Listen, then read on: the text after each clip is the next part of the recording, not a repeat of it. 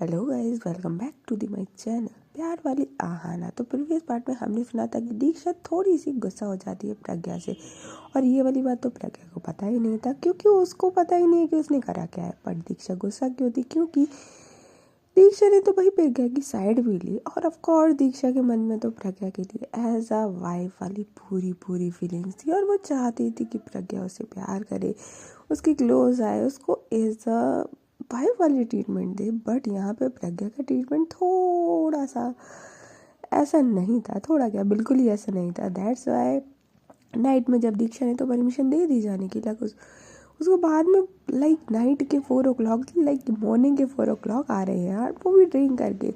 ये बात दीक्षा को बिल्कुल अच्छी नहीं लगती। यार वाइफ हूँ, आखिर वाइफ वाला हक तो दो, ऐसे कैसे आप बिल्कुल मेरा फ़ोन इग्नोर कर रहे हो। देन वो सुबह मॉर्निंग मॉर्निंग में जो एटीट्यूड दिखाती है भाई दीक्षा, प्रज्ञा तो उसकी दीवानी सी हो जाती है। बट प्रज्ञा भी इतनी जल्दी किसी के पीछे पागल होने वालों में से नहीं थी। ये लोग जब ऑफिस पहुंचते हैं तो प्रज्ञा सोचती है आज तो इनकी अकड़ सारी यहीं निकाल दी जाएगी। ये जितना एटीट्यूड मुझे घर पे दिखा रही थी ना कि मुझसे शादी हुई है तो मेरी वॉस नहीं बन गई है, दिखाऊंगी अब यहाँ पे अकड़। एंड देन वो मीटिंग अरेंज करने के लिए बोलती है। अब इसके आगे जब मीटिंग अरेंज करने के लिए बोलती है तो सारे एम्प्लॉयज़ आते हैं।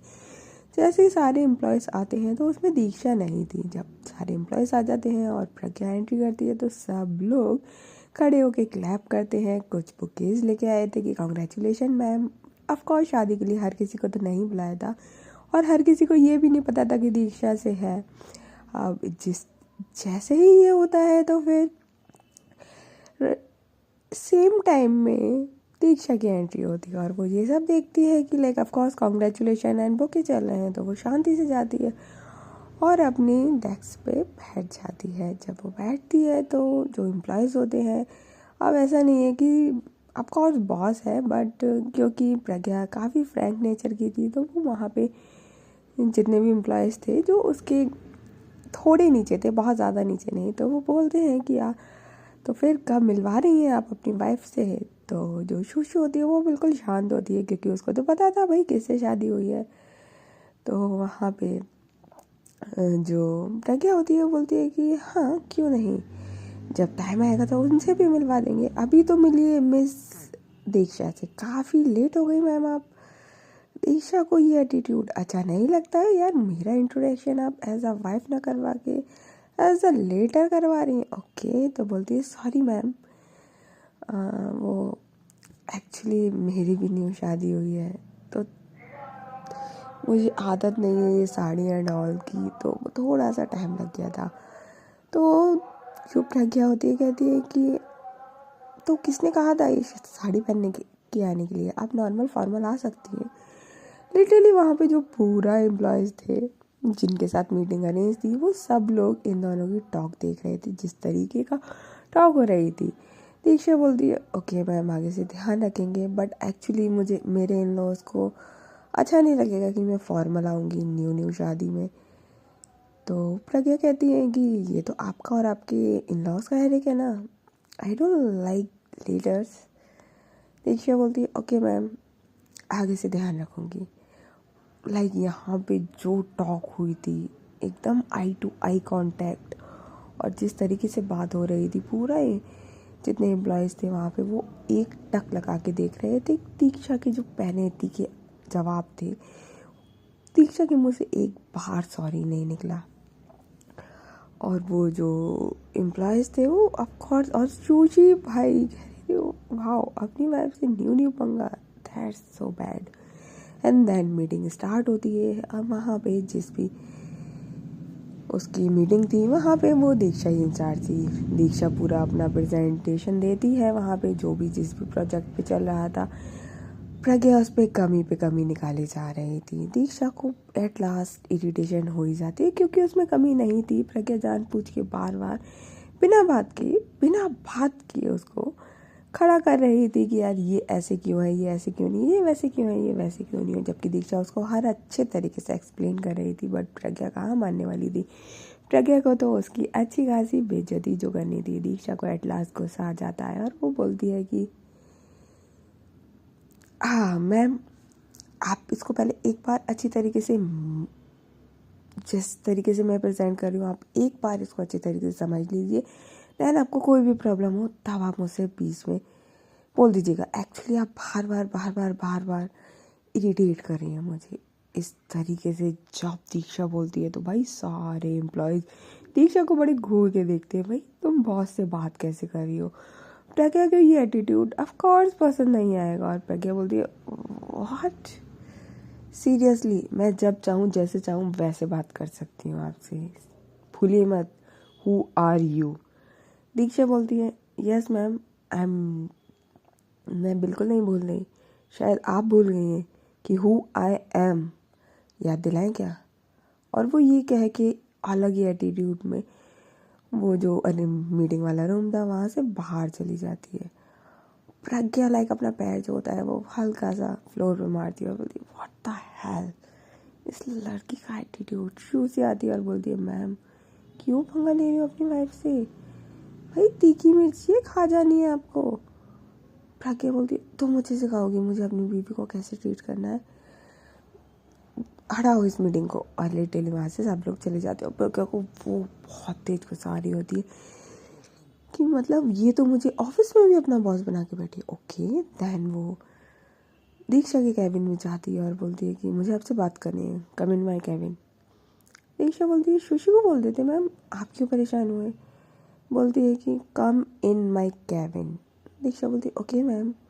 लिटरली उसके मुंह से मैम के अलावा और कुछ निकल ही नहीं रहा था, ना सॉरी ना कुछ और। तहन जैसे ही वो रूम में आती है उसके कैबिन में, दीक्षा क्या बोलती है आप मुझसे इस तरीके से बात नहीं कर सकते ऑफिस में। दीक्षा बोलती है मैंने क्या बोला मैम। प्रज्ञा बोलती है क्या मैम मैम लगा रखा है। दीक्षा बोलती है तो अब यहाँ पे मैं आपको वाइफ बोलूँ अपनी। प्रज्ञा बोलती है आपकी प्रॉब्लम क्या है, कल तक तो काफ़ी स्वीट थी, आज इतना रूड और ये क्या एटीट्यूड दिखा रहे हो मुझे। दीक्षा बोलती है मैम हम ऑफिस में हैं और मैंने कौन सा एटीट्यूड दिखाया, ऑफिस में तो एम्प्लॉय अपने बॉस को मैम ही बोलेगा ना, और क्या बोलूँ मैं आपको बताइए, बाबू बोलूँ सोना बोलूँ। प्रज्ञा को इरिटेशन होती है और बोलती है कि क्या लगा रखा है ये। वहीं दीक्षा का फ़ोन रिंग होता है, वो फ़ोन पिक करती है तो भाई वो नानी माँ का फ़ोन था। वो फ़ोन जब पिक कर रही थी उससे पहले वो पहले प्रज्ञा को वो जो फ़ोन होता है दिखा देती है कि देखो नानी माँ का है, फिर आप मुझ पर चिल्लाओ। दैन वो पिक करती है और बोलती है कि हाँ नानी माँ। तो उसकी नानी माँ बोलती है कि बेटा क्या कर रहे हो, तो बोलती है कि काम कर रहे हैं नानी माँ, और क्या करेंगे ऑफिस में। तो बोलती है कि प्रज्ञा कहाँ है, तो बोलती है कि यही है। तो कहती है स्पीकर पे डालो, तो वो फ़ोन स्पीकर पे डालती है। तो वहाँ पे जो प्रज्ञा होती है बोलती है कि हाँ नानी माँ क्या हुआ। तो बोलती है क्या हुआ बेटा तेरा मूड ख़राब लग रहा है। तो बोलती है कि नहीं। तो बोलती है कि शाम को एक्चुअली तुम दोनों के लिए मैंने डिनर अरेंज किया है बाहर, तो तुम दोनों को वहीं जाना है। प्रज्ञा बोलती है नानी माँ क्या फालतू की बातें करती रहती हूँ। लिटरली वो इस तरीके से बोलती है। तो दीक्षा फ़ोन को सब उधर स्पीकर से हटाती है और बोलती है हाँ, नानी माँ हम पहुँच जाएंगे। उसकी नानी माँ कहती है प्रज्ञा क्या कह रही थी। तो बोलती है कुछ नहीं नानी माँ, वो थोड़ा सा मीटिंग अच्छी नहीं गई है ना तो उनका मूड ठीक नहीं है, हाँ हम आ जाएंगे ठीक है ओके। एंड देन उसके बाद वो फ़ोन रख देती है। प्रज्ञा बोलती है मुझे नहीं जाना किसी डिनर पे। दीक्षा बोलती है नानी माँ से तो अच्छे से बिहेव कर लो, क्या एटीट्यूड है आपका, आप तो इतने अच्छे हो, इतने अच्छे बॉस हो, इतने अच्छे बेटी हो, फिर क्या हो गया है आपको जो इतना गंदा बिहेवियर कर रहे हो। प्रज्ञा बोलती है मुझे कुछ नहीं हुआ है, लाइक पूरी दुनिया में सब इतने अच्छे हैं, मुझे लिटरली यूँ मिलनी थी। दीक्षा बोलती है क्या मतलब आपका। प्रज्ञा बोलती है क्या मतलब का क्या मतलब है, पूरी मुझे लगा था लाइक मुझे कोई तो अच्छी वाइफ मिलेगी, सीरियसली दैट्स वाई मैंने हाँ बोला था शादी के लिए, बट निकला कौन, you like crazy. Diksha 5 minutes तो एकदम शॉक्ड होती है और बोलती है लाइक क्या आपने मुझे शादी से पहले नहीं देखा था। प्रज्ञा बोलती है ऑफ कोर्स नॉट, अगर मैंने देखा होता तो मैं जानती ना कि लाइक यू मेरी एम्प्लॉय हो। तो दीक्षा बोलती है कि आपको मुझसे कोई एतराज़ है, आपने मुझे देख के हाँ नहीं बोला था लिटरली सीरियसली। तो प्रज्ञा बोलती है कि नहीं देखा था, मुझे लगा था कोई ठीक है मिडिल क्लास लड़की होगी, और आपका बचपन का पिक देखा था तो आप हाँ ऐसा लाइक अ प्रिंसेस लग रही थी, हाँ अच्छे तो लगते हो कोई प्रॉब्लम नहीं, बट एटीट्यूड क्या है यार, मेरे एम्प्लॉय से मेरी शादी हो रही है, इतने कई गुजरे तो दिन नहीं आए मेरे, सीरियसली लिटरली दीक्षा को इतना गंदा लगता है। वो वहाँ से उसकी आंख भर आती है और वहाँ से वो निकलती है डायरेक्ट अपने कैबिन की तरफ, ना चाहते हुए अपने वॉशरूम की तरफ निकल जाती है। और ये सब सुशी देख रही थी, कहीं ना कहीं बातें नहीं सुनी थी पर देख रही थी सुशी को। सुशी उसके पीछे पीछे जाती है और बोलती है कि मैम क्या हुआ, कुछ चाहिए क्या? दीक्षा इशारा करती है कि नहीं, इट्स ओके। और लिटरली फिर सुशी जो है वो प्रज्ञा के कैबिन में जाती है और बोलती है कि क्या हुआ, आप लोगों की फाइट हुआ है क्या? न्यू शादियों की फाइट? प्रज्ञा बोलती है I don't care, fight and all, seriously वो मेरी एम्प्लॉय है। सुशी बोलती है but she is your wife. Pragya बोलती है आप मुझे बताएंगे कि कौन मेरी वाइफ है? सुशी बोलती है मैम आप सबसे अच्छे से बिहेव करते हो, आप इतने अच्छे हो, इतने काइंड हो, फिर अपनी वाइफ से इतने अच्छे गंदे से बिहेव कर रहे हो। आपको पता है वो रोते हुए वॉशरूम में गई है।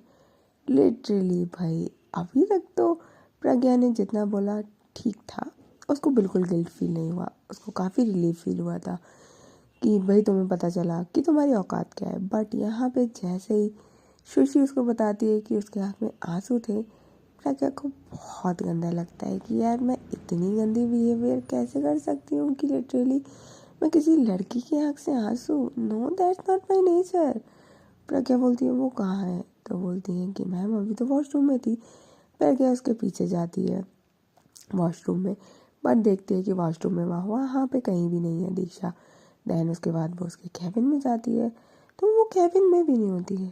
प्रज्ञा बोलती है ये कहाँ गई? वो उसको कॉल लगाती है।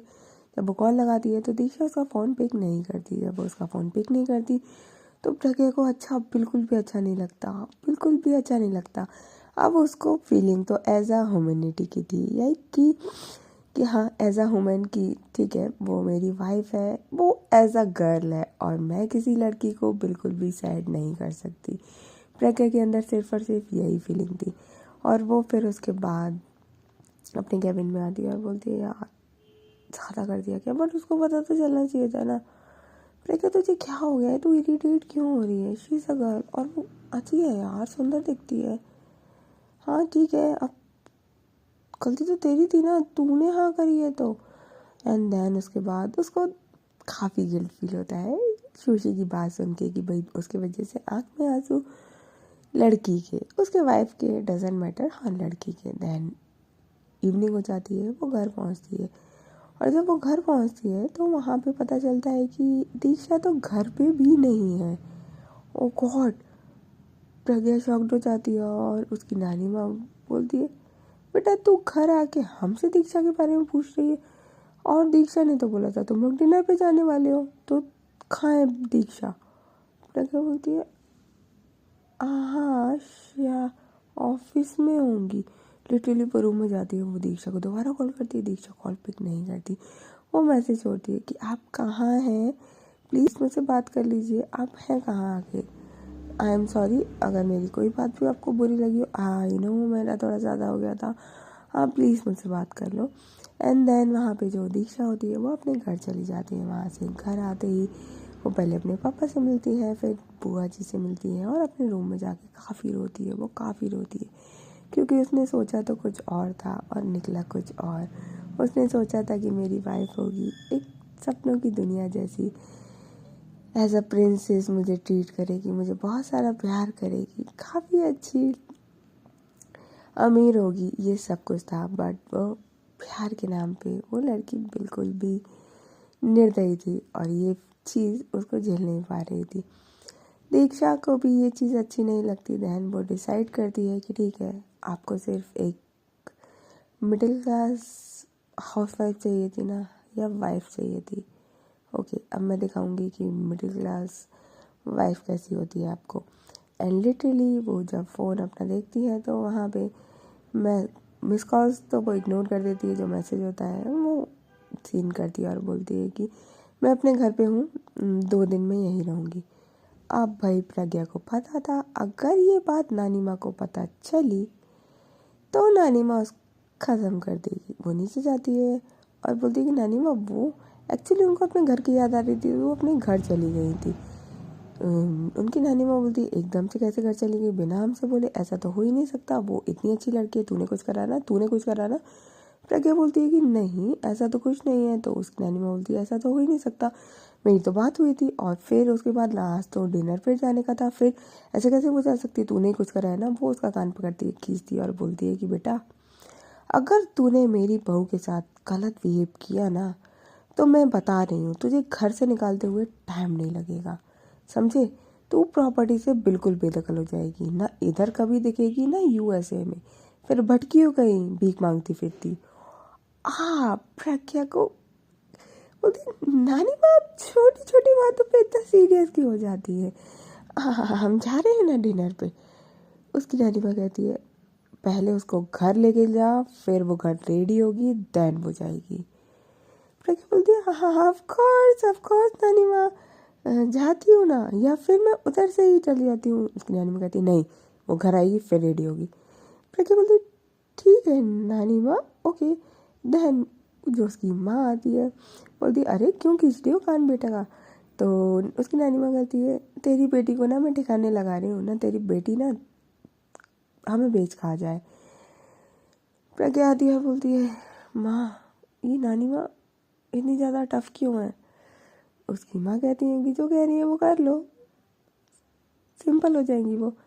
प्रज्ञा बोलती है ओके एंड देन वो जाती है दीक्षा के घर सीधे, कोई भी मैसेज नहीं करती। जैसे घर जाती है तो भाई वहाँ तो उसका भव्य स्वागत किया जाता है, आरती की थाली लेके उसकी बुआ जी प्रॉपर तरीके से हाय, घर के दामाद आए लिटरली हाय आप तो इतनी अच्छी हो। उसके भाई तारीफों के पुल नहीं बांधे थम रहे थे उसकी जो बुआ जी थी। और फिर एट लास्ट प्रज्ञा पूछ ही लेती है कि दीक्षा कहाँ है। तो बोलती है कि रूम में है। तो बोलती है कि मैं जाऊँ। बोलती है ऑफ कोर्स बेटा ये तुम्हारे ही घर है क्यों नहीं जाओगे। एंड देन उसके बाद वो नॉक करती है। तो दीक्षा को नहीं पता था कि प्रज्ञा आई हुई है, तो वो बोलती है कि आ जाइए।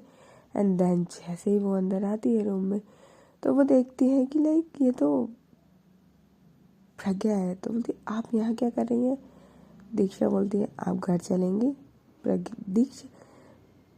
दीक्षा बोलती है कि मुझे घर नहीं जाना। प्रज्ञा बोलती है अरे। अब वो उसके पास आती है, उसके बेड पे बैठती है और बोलती है कि आपका रूम तो काफ़ी अच्छा है। दीक्षा बोलती है बात करने की चेंज करने की ज़रूरत नहीं है, मैं घर नहीं जा रही। आपको ऑफ कोर्स मैं पसंद नहीं हूँ तो फिर क्यों शादी करना, ठीक है छोड़ते हैं। प्रज्ञा बोलती है शादी मजाक नहीं है। दीक्षा बोलती है सीरियसली ये आपको लगता है शादी मजाक नहीं है, आपके लिए तो शादी गुड्डा गुड़िया का खेल है ना। आपकी नानी माँ ने कही और आपने कर लिया, आपने तो एक नज़र भी नहीं देखा मुझे। प्रज्ञा बोलती है हाँ ठीक है बट आप अच्छे हो। और seriously I don't think so you are like typical housewife जो की शादी लाइक इतना ज़्यादा इशू बनाओ कि लाइक मैं पसंद नहीं करती तो आप मुझे डिवोर्स ले लोगी। आई डोंट थिंक सो। दीक्षा बोलती है ऑफ कोर्स नॉट, 7 फेरे मेरे लिए 7 जन्म जैसे होते हैं। और एक बार जब यहाँ से डोली उठ गई तो वो आरती के साथ ही जाएगी। तो प्रज्ञा बोलती है ओ गॉड इतनी बड़ी बड़ी बातें, फिर आप घर पे क्या कर रहे हो। दीक्षा बोलती है क्यों मैं घर नहीं आ सकती, मुझे याद आ रही थी मैं आ गई। प्रज्ञा बोलती है तो आप इतना बोल सकते थे ना, फिर क्यों बोला था मैं 2 दिन बाद आऊँगी। दीक्षा बोलती है तो मुझे याद आ रही थी तो मुझे रहना था, दैट्स व्हाई मैं आ गई। उसकी आंखें साफ दिख रही थी कि रोई है। प्रज्ञा बोलती है कि आप रोए हो। दीक्षा बोलती है आपको क्या लेना देना। प्रज्ञा कहती है कि नानी माँ का घर पे गई थी, नानी माँ ने बोला था डिनर के लिए, तो डिनर के लिए जाना है दैट्स वाई मैं यहाँ आई हूँ। दीक्षा बोलती है कि मेरा मन नहीं है। प्रज्ञा बोलती है मेरा कोई इंसान मन है, लेकिन वो जो नानी माँ ने बोला है तो जाना पड़ेगा ना। दीक्षा बोलती है ठीक है नानी माँ के लिए जाना है तो ओके चलते हैं, लाइक वो वहाँ पे लोअर टी शर्ट पहनी हुई थी। बोलती है चलो। प्रज्ञा बोलती है ऐसे जाओगे। दीक्षा बोलती है भूल गए आपने ऑफिस में क्या बोला था, कैसे भी जा सकते हैं ना, क्यों फालतू का झंझट लेना साड़ी एंड ऑल। प्रज्ञा बोलती है एक्चुअली घर जाना है, घर से रेडी होना है। दीक्षा बोलती है ओके ठीक है फिर चलते हैं। लिटरली वहाँ जब वो लोग गाड़ी में बैठे होते हैं, अब प्रज्ञा को ये समझ नहीं आ रहा होता है कि ये लड़की है क्या चीज़।